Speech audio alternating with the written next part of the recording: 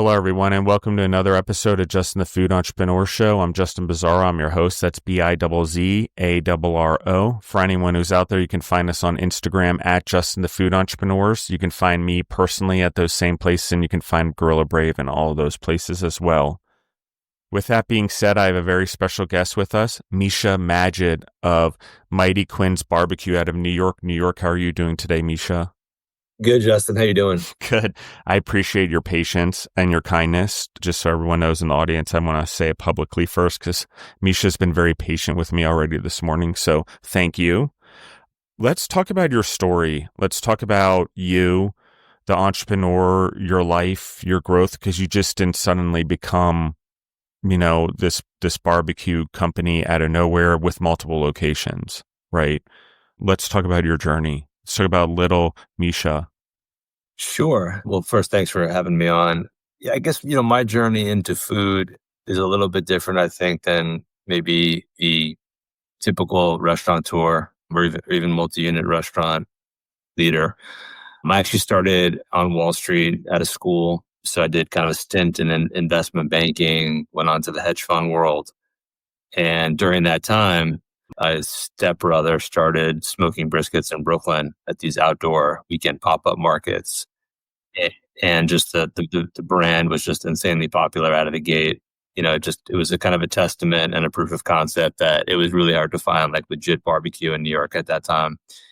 And so just to kind of fast forward a little bit, I joined up with my brother-in-law, and the three of us then launched Mighty Quinn's back in 2012. So our first flagship location was in the East Village in New York.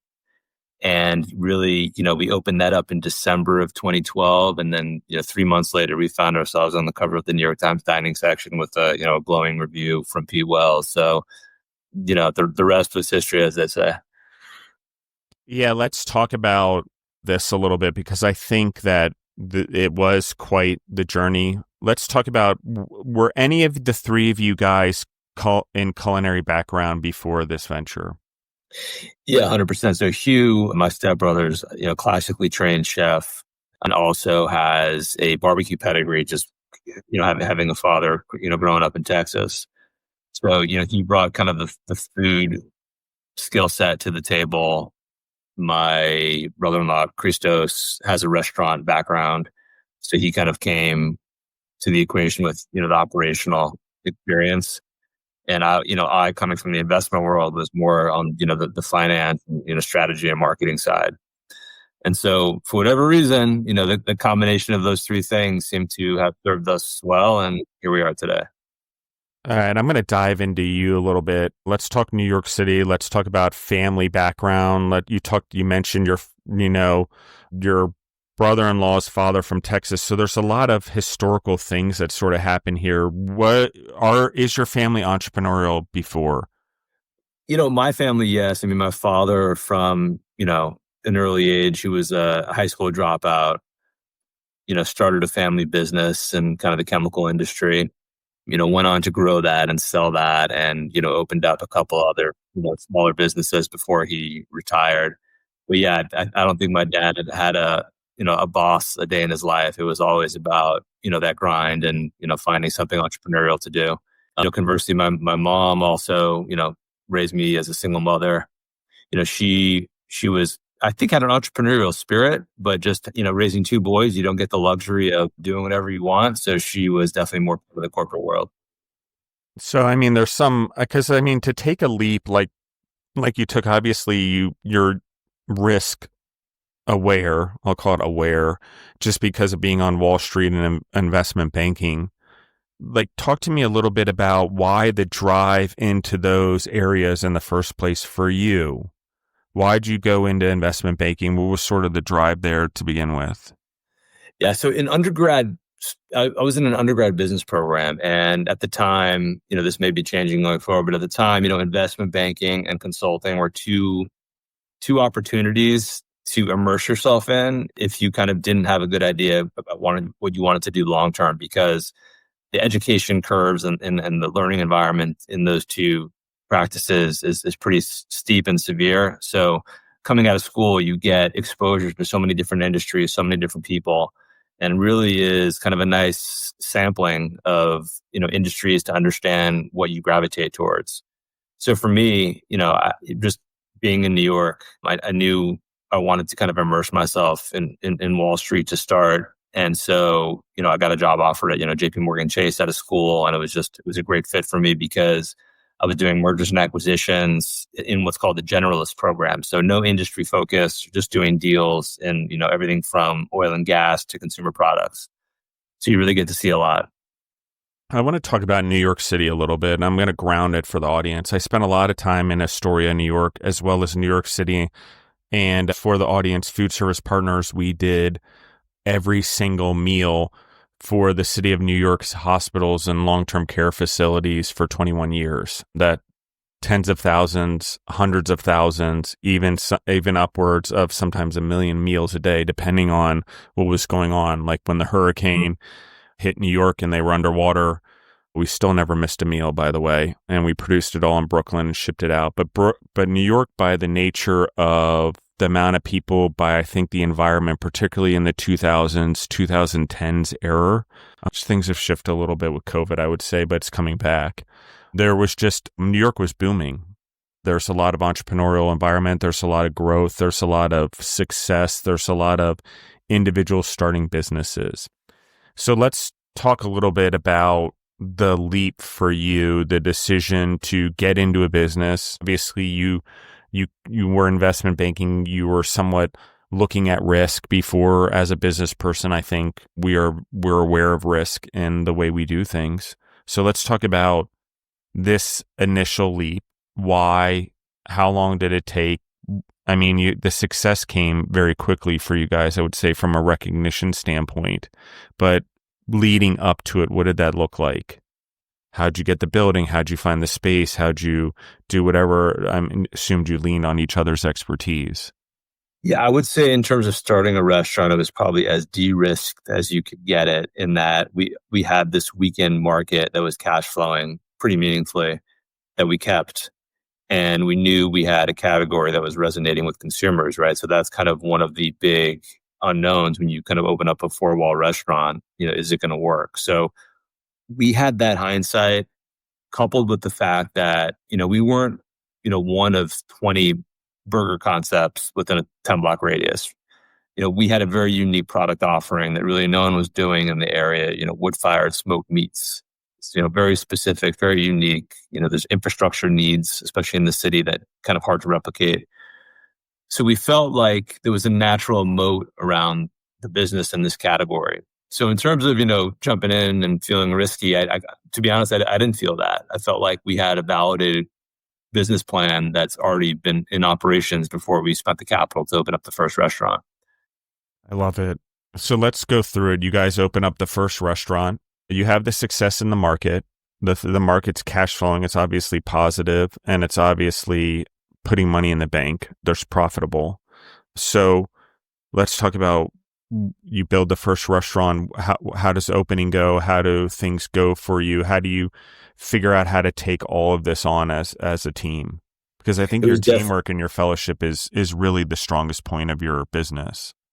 Yeah, I would agree with that. I think we kind of baby stepped into the opening. We opened the doors in December, and people knew us. We were in the East Village, so people, that's kind of within the kind of social ecosphere of Brooklyn. People knew the name from the markets. So we had a nice little business, for 3 months. And, we were surprised in March when we were told by the Times that they'd be profiling us, for the cover. We didn't know what they were going to say or what the deal was. They just asked if they can come take pictures, which obviously, we agreed to. And it was probably mid-March when that story hit, with the 2.5-star rating from the Times, which I believe was the only, barbecue restaurant in New York that had anywhere near that. So it was a great honor. At the time, I didn't realize, the importance of that rating. My partners kind of conveyed that we basically just kind of won the Oscars for new restaurant, a new restaurant opening. And, obviously they were right, because, that weekend, the line started to form down the block. We were running out of food at 8:00, and it was just, nonstop for, years after that. I mean, you guys dive fully into this. You develop a concept. I mean, and in New York, I mean, from a barbecue standpoint, I agree. There is a moat there. I think there's a very strong brand. All right, let's talk about growing this thing. You guys have built something successful. You're getting lines. You got to figure out how to either get bigger or scale or whatever. How do you go about it? Yeah, so the allure of this concept for me, beyond just the one restaurant, was that whatever made this work in the East Village, I thought had, very replicable dynamics in other urban markets, right? There was often not a kind of go-to really good barbecue place in other areas. So we kind of built this in a fast casual model, which at the time, I would say it wasn't intentional. It wasn't on theme. We weren't saying, oh, we got to, copy Chipotle or be the Chipotle of this, this category. And so as we kind of grew the footprint, we had a mindset of like everything we do, we wanted to make sure that it was a scalable, operational variable, right? So nothing that could only really live as a one of one in one restaurant. So with that in mind, we thought it was, best to first get into other Manhattan markets. We were known, we had a name. And so we continued to expand in the city and then eventually over in New Jersey as well in the beginning. Going from one to many, you're developing training programs, you're developing standard operating procedures, you're doing a lot of these things. Can you talk about that? Because I think a lot of the fear people have in scaling is exactly some of the things you talked about, but you guys kind of just tackled it, and not just tackled it, but tackled it in multiple locations quickly. Yeah, I think the most impactful thing I ever heard was from one of our quote unquote quasi competitors in the Mexican food space, and you're friends with those founders as well. And one of the brothers said, when you go from one location to two locations, the second location is now 50% of your brand, right? I think looking at it through that prism is pretty smart, rather than saying, your brand is living in this flagship location and, oh, you just have another one over here. It's like, no, now you've just, split the baby, and they're both equal contributors to whatever that your brand is or how it's perceived. So I think using that mindset and being that kind of forces you to be protective of what you're doing and where you're opening. And so going from one to, I would say, four was an easy process just with our current team. And then once we expanded beyond that, then we kind of have the heavy lifting of, okay, what ERP systems are we putting in? What does this tech stack look like? How do we scale this? What's our corporate overhead? Who's handling HR? All the non-fun aspects of this business became more important. And, there's the fun side and the not so fun side. And I think after you push past, those 5 units, you get a little taste of both. Let's talk about your menu real quick, just for the audience. I want to ground everyone for a second. We'll get back into the business side in a second. Let's talk about menu offerings, typical, what does a footprint look like for you? Because it is an urban environment. It's probably different than what everyone thinks of, because generally barbecue needs space. So it makes it difficult in urban environments. So let's talk about menu, all of these things that sort of I just touched on. Yeah, sure. So like in terms of square footage, we always typically targeted kind of a 2,000 square foot location. And we really tailored it for the community that we're opening in. Like, for example, down on Wall Street, which is obviously very dense with people in storefronts, we have a 650 square foot restaurant located in a dining concourse. While in Forest Hills, Queens, we have a corner location with a full bar, full liquor offering. Same menu, just very different format in terms of, outdoor dining, bartenders versus, Wall Street, strictly fast casual, just, churning people through, lunch hour and the dinner rush. So we never really felt the need to cookie cutter things. Thought it would be better to tailor our choices to the specific locations that we're opening in. Let's talk about that a little bit more. I do think it's successful in what you did, but it takes a lot for someone not to trust what's already done and then, just push it out. One of the things of franchising is it's easy to keep pushing out what someone's already proven. I can have confidence in it. But what you guys are saying is, no, we have so much confidence that we're going to allow the brand, that 50% brand that's building the brand in that different city, to take on its own part of the brand versus the one that's in Wall Street. For example, you said Forest Hills, I believe. And so that's confidence. That's having trust and faith in your company for sure, in your brand. No different than a child.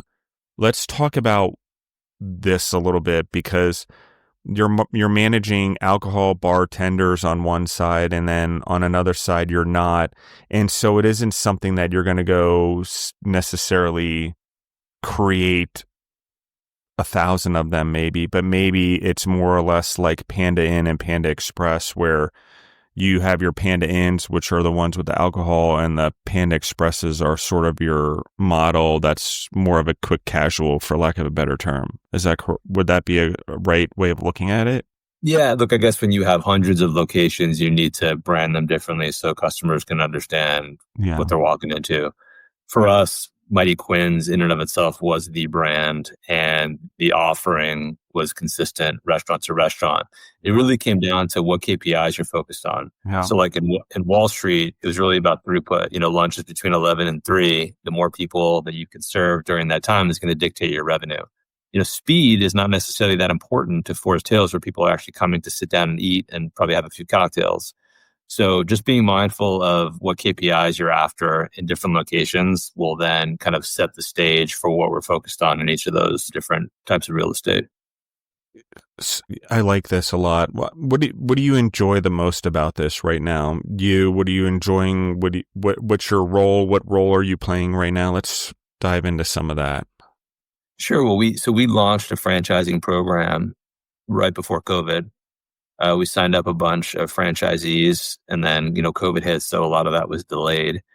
And we're now in the process of having the remainder of those franchisees open up. The next one will be in Columbia, Maryland, which is a new market for us. And so, the fun part, beyond taste testing, of course, who doesn't like that? I would say has really been kind of strategizing about growth going forward. The world looks very different today than when we started this business, a decade ago. So what type of real estate we're going to get into, our capital budgets for new store development, what markets we're going into, how we think about digital, both marketing and digital sales strategies. These are all things that are evolving very quickly. And so the fun part, which kind of brings me back to the Wall Street days, is there's definitely more of a real-time aspect to those trends. And so I think that's been fun, being mindful, learning about what's new in the market, and then implementing that at Mighty Quinn's. Yeah, my sister lives in Columbia, Maryland, actually. And coincidentally, good market for food. I've spent a lot of time there in my life. But I actually did a lot of business in Columbia, Maryland, so familiar with it as well. And the mall there from a food standpoint, and Food Service Partners was headquartered in Maryland, so they're sad for you. So we'll have to have you out. Yeah, I'll have to come out. I do love Colorado though, guys. 300 days of sunshine and the weather, and I'll take really hot weather in the summer. But anyway, so let's talk a little bit about, you build multiple locations, you're building supply chains now, you're building a franchise system, you're standardizing things, you're putting this all together. How does that all look for you guys? And what does the franchising look like for someone who's getting involved in franchising? Let's cover both of those. The franchising from your perspective, and then franchising from a franchisee's perspective. Yeah, so the franchising idea was not something that we really planned on. We were contacted by a company based in Dubai who really fell in love with Mighty Quinn's on their trips to New York and wanted to bring it to the area. And so that was our kind of first foray into teaching, a team that was not our own how to do this and how to build the Mighty Quinn's, and food and service and everything that entails. And so after that experience, we thought, well, if we could do this with a team, literally on the other side of the planet, maybe we can do this in Boston and DC and Chicago, places that are closer to.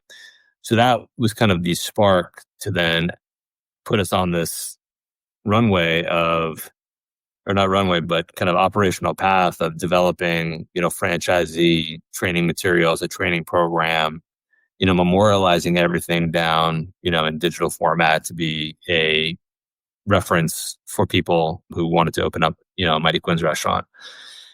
And so I think as we sit today, franchises has obviously exploded. The big franchise systems just continue to get bigger. I think are attracting a lot of the development dollars. And so for us, we're not actively soliciting new franchisees, but really just kind of speaking to interested parties as they approach us. So not so much of an outward sales strategy, but really just conversation that really gets kicked off when people decide that this may be something they want to pursue. And I think the reason we get those inquiries is because of, I think, the reasons that we opened the first location, right? It's, a very differentiated category, very few competitors. And, it's obviously something that's for the most part universally loved in most markets or all markets. Who doesn't love barbecue? No, I agree. And I do think that the world loves what I'll call American barbecue. We see it a lot. We see it in Australia. We see it in the Middle East. We see it in Europe. So I'm interested to see where this goes, because I think there is an opportunity for this on a very large scale. And particularly because barbecue really doesn't have anyone that owns the market from a franchise standpoint on an industry level.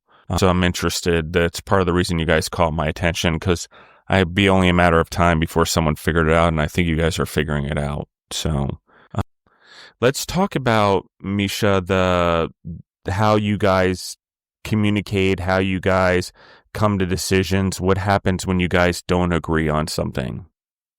Yeah, I think just like anything, if there's disagreement, we typically, that's kind of the beginning of a more in-depth conversation.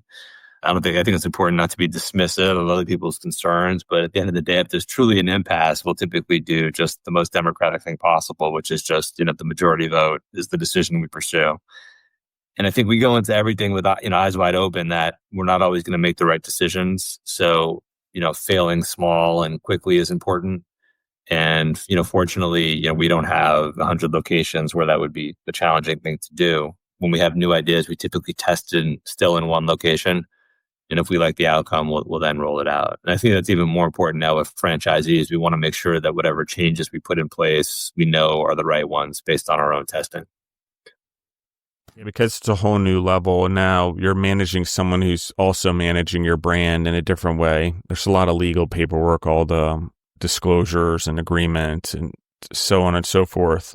What is that like for you guys as you're now, you have customers and then you have franchisees that are part of your company, but they're also kind of a client for you guys? Because that certainly changes that dynamic a little bit in relationships when you have a franchisee now enter your business.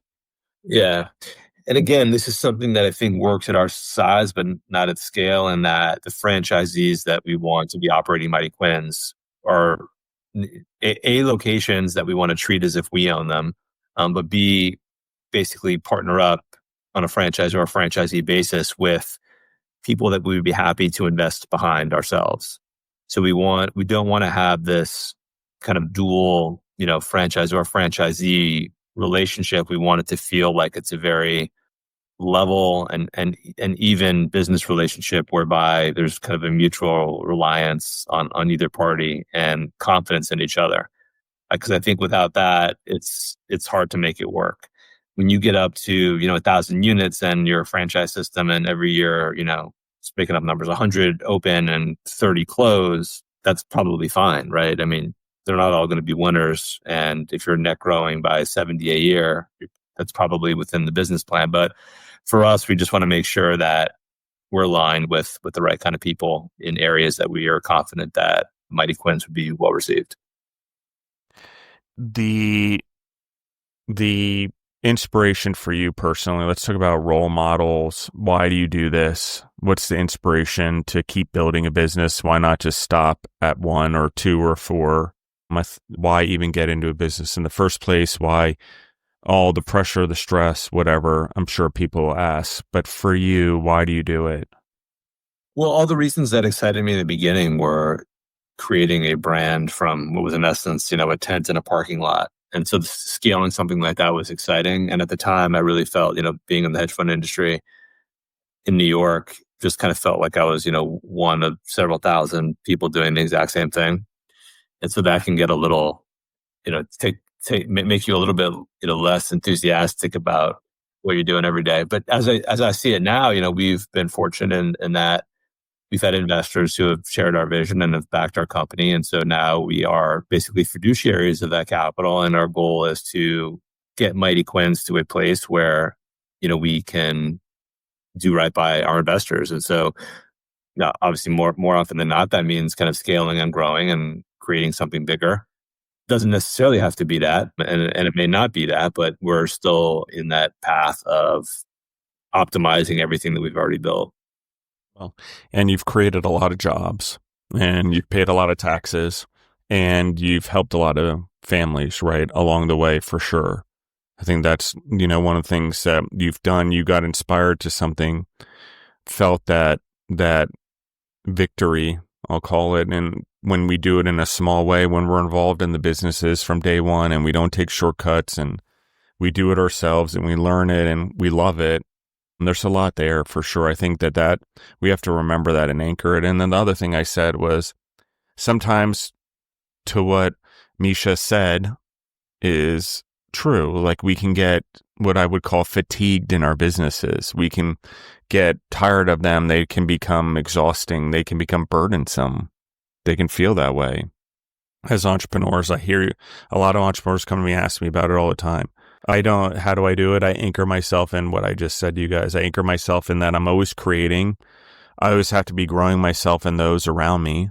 That means education, training, whatever, giving them opportunity to grow into new positions. And I know that what I'm doing is creating jobs, paying taxes, and bettering the world. So, and the more I work or we continue to grow what already is, the more of that we can do for the world. And so that was that's mine anchor. Misha's is pretty similar, I would say. But at the end of the day, when you are successful, guys, the money doesn't motivate anymore. It's not a motivator. And I'm sorry to say that. And I know that's hard, especially for anyone who's here that's struggling monetarily. But when you anchored from the day one in the cause and the thing and the love for what you're going to do, you'll go through whatever it takes to build it, period.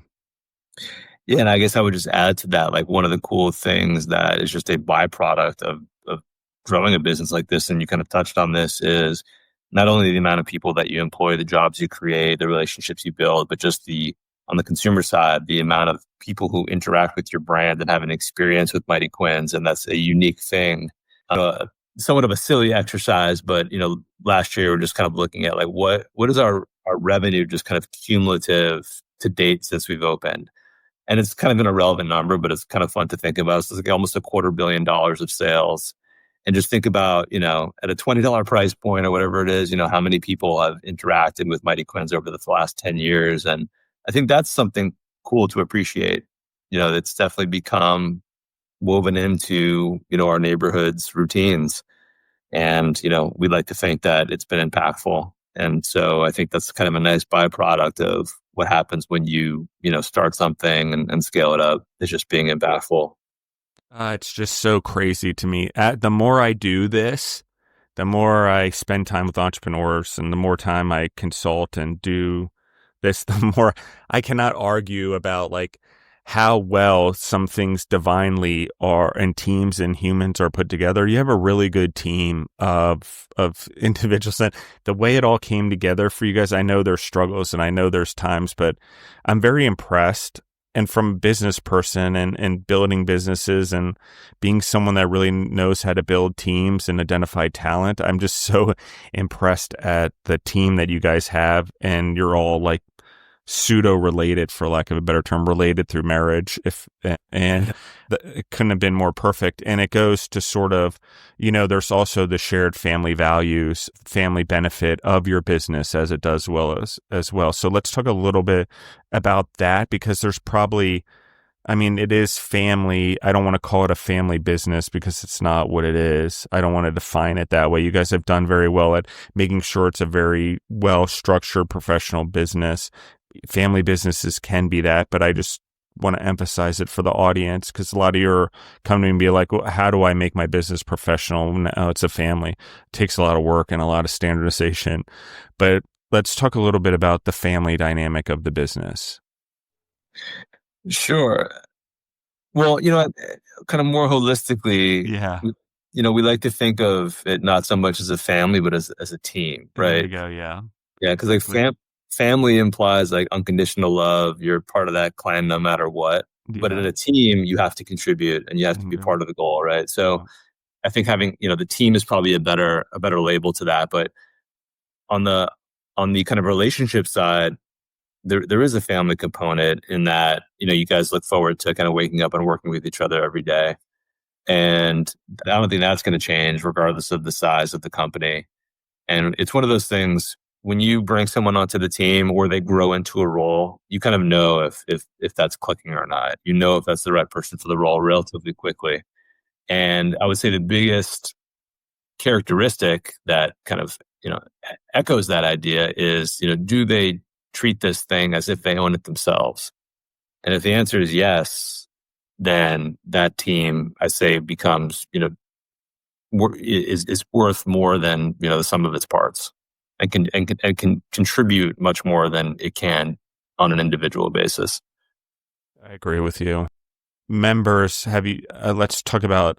You're a growing company. Team members, individuals that have grown with you guys that have gone to greater positions or greater locations. I've got to imagine that that's happened as you guys have done this over the last decade. Yeah. How do you identify talent internally? What are the things that matter for you guys from a core value standpoint? I would say in the restaurant business, that's really who steps up. Everyone talks about the difficult kind of operational nature of running a restaurant business, and that is because every week there's always a curveball, a surprise, something broken, something needs to be addressed yesterday, and so our team members stepping up, or are they just passing it off to somebody else? And so when you see someone consistently step up, take ownership, make the right decisions, that just naturally lends itself for that person to then elevate into a more senior position, whether it be, in the specific restaurant or in the company overall. Again, going back to, did they make that decision like an owner or like an employee? And, more often than not, when they're thinking like an owner, those are the people that are going to rise to the top. Agree. When you guys talk strategically, franchising, moving the marker, all of those things, are you trying to stay in the United States? You mentioned Dubai. Obviously, would be a different scenario, but how are you guys looking at this from a march forward standpoint? Yeah, really, I would say more of a local mindset than we probably had 5 or 6 years ago. We want to grow outward in almost like a concentric circles versus going too far away from home and then having to either manage that ourselves or facilitate a franchisee relationship that's kind of too far away for our team to get to on a regular basis. So I think, Northeast or East Coast is really the more immediate focus, certainly not international at this point. I like it. I agree with you on that 100%, at least initially. And I think other companies have proven the success in that. Let's talk about the name. Where'd the name come from, Mighty Quinns? Yeah, not surprisingly, we get that question a lot. Yeah, so Quinn is my chef stepbrother that I mentioned, Hugh. His eldest son is Quinn, and so when Hugh started the brand in Brooklyn, it was named Mighty Quinns, and so we basically just kept that name as we opened up restaurants. It's fitting. Again, I think it's perfect for what you guys are doing. It's eye-catching. Yeah, we thought it was unique. It was memorable. It was familiar to people just because of the Bob Dylan song and the Denzel Washington movie, and the combination of those two words have kind of already been in people's subconscious. So there was a familiarity to it, and we just reintroduced it, as a barbecue brand. Okay, this is going to be my last question for you. What's your favorite food that you guys produce, yours personally? If you went there and you eat, what would you eat? That's the first part of the question. And then the second part of the question is, how do you guys do development to stay relevant? That would be something we used to say in my company. I haven't said that in a long time, actually, like 3 years, development to stay relevant. Go on. Yeah, I know that's an interesting question. It's funny in the restaurant business, we haven't really innovated, putting calories into your mouth, right? That hasn't changed in tens of thousands of years, and probably not going to change anytime soon. So we're not really up against any, secular force that's going to change the way people eat food. So staying relevant, I really feel, is just executing on our menu, which is just traditional American barbecue. We're not trend chasing, we're not marrying different cuisines necessarily into barbecue to make it, Instagram popping or, newsworthy for a minute. So I think just consistency, being better and better at consistency is probably one of the best innovations you can have, because that's obviously difficult to do as you scale, especially with barbecue. You're talking about brisket smoking for, up to 20 hours over wood-fired smoke. I mean, that's something that's, when you do it, it's delicious, but obviously, easy to mess up, right? So, consistently doing what we've been doing, I'd say, is the answer to the second question. The first question is, I love kind of the finger foods that we do. So I would say spare ribs and wings are probably my two favorite things on the menu. We do, our ribs are traditional, smoked over oak, glazed with a little bit of our barbecue sauce. So they're not overly sweet. They're delicious. And then our wings are smoked and then flash fried and tossed in a chili lime sauce, which just has so many different flavor components. I think they're very different than what you would find at other wing spots, and they're awesome. So I'm going to go with those two. I love it. I'm gonna say something, and I welcome you to comment on it, Micha, after I'm done, as we get off, and then give us where they can find you online and everything like that. But I'm gonna say this. One of the things that I'm most impressed by is that moat that we talked about in New York. One of the things that New York did the same thing, I believe, for Bell Fries, for Annalise. She's been on the show a couple of times. Know her very well there in New York. Built something out of the East Village as well. Is that moat? It may be something everyone knows, barbecue or French fries, in this case, Belgian fries. But however, the New York environment, the things that can be created, the ethos, the team, if we're going to call it a team, is built there. I'm going to anchor this for the audience also. I've said it before on the show. One of the things my father and mother did really well in running our family is my father was a CEO, my mother was the president, and God was the chairman of the board. Okay? And they ran our family as a business because they were entrepreneurs in businesses.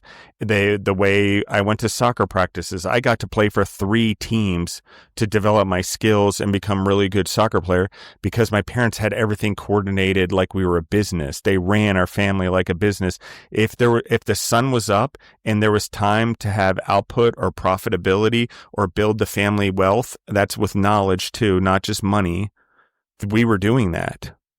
So that's one of the things I'm going to emphasize when family businesses come around.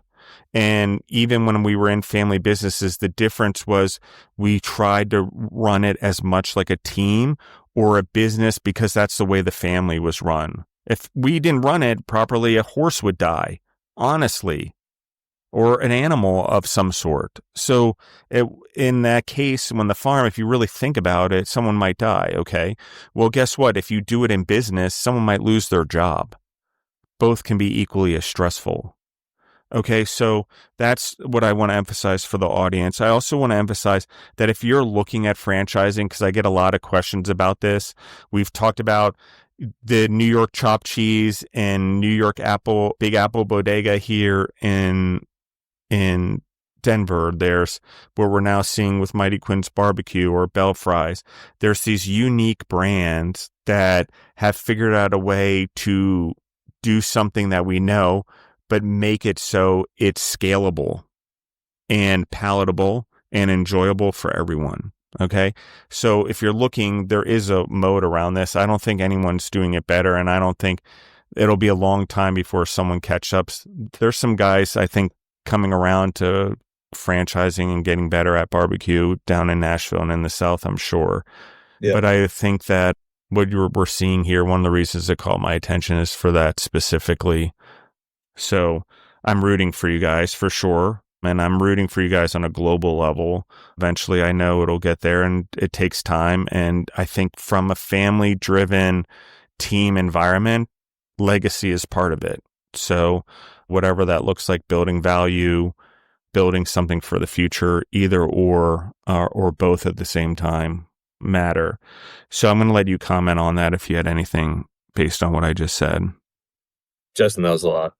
I know, I am a lot. Sorry. I hear that sometimes. Yeah, look, I think there's also something to be said for not overthinking it, not planning out every little nuance, to the fourth decimal for the next 3 years, acknowledging that, obviously we're in a very kind of dynamic market, both in the areas that we operate, but just the industry that we're in. And so just being mindful of, whatever forecasts you put together or whatever plans you have may need to change on a dime. And so having that mindset, I think is probably more freeing than being handcuffed to, some type of 3-year plan where you're, feeling bumps in the road and realizing that the course is not as smooth as you thought, and not changing not changing that plan. So that's all that I would add to your beautiful monologue. Sorry about that. I can go now. I have the ability of speaking volumes. Anyway, the last part is, can you just tell everyone, let's talk about where they can find you online, if they're interested in franchising, where they reach out, all of that type of stuff, and what all your social media handles are. Yeah, absolutely. So we actually have a franchise website that's linked from our main website. It's mightyquinsfranchising.com, but you could also find it on the main Mighty Quinn's Barbecue site. So that has all the information, as well as an inquiry form for interested parties. Mighty Quinn's itself is probably most active on Instagram at Mighty Quinn's BBQ. We have a couple location-specific handles as well. We just recently opened in Norwalk, Connecticut. So that's our newest location, and that handle is at Mighty Quinn's Norwalk. For people that are local, come by, check us out. And lastly, I'm not too on personal social channels, but I am on LinkedIn. If people wanted to reach me directly, that's probably the best way to do it. Well, thank you for your time and your patience. Absolutely. I appreciate it. It was a good conversation. I enjoyed it. Yeah, absolutely. Everyone in the audience, if you're enjoying it, like, share, comment on the episode. That's how we get it out there. That's how it helps other entrepreneurs out there. If you know someone looking to franchise, not necessarily get out there and build something on their own, this is a very good model, guys. I've been doing this a long time, been multiple avenues. This is a really good model, really good brand, and a really good food category to be in right now, because the silo needs to be built for this quick service, fast casual, fast food area and barbecues. So someone's going to blaze the trail. I do believe it is. You guys are going to be one of them. So appreciate it. Yeah, absolutely. And I've spent a lot of time in New York City. And I have a lot of friends there that still talk about your food. So that's part of it, as well as I've asked around. So the audience, if you're in New York City, you're in Connecticut, or you're in Columbia, Maryland coming up, try it. Try Mighty Quinn's Barbecue. You will not be disappointed. And if you're a barbecue fan and you like all the other barbecues, whatever it is, try it. It's good. There's a uniqueness. New York's got its staple on it, but it's done right. It's done with Texas in mind, and it's a beautiful product. So thank you, Micha. It's really been an honor to have you on here for me. I've been a fan of your food before I did the podcast. So thank you. Awesome. Thank you so much. Yeah, absolutely. And the audience, I love you guys. Follow Mighty Quinn's Barbecue, like their handles, their social media, see their sites, visit their stores, try their food. And I love you guys, and we're out.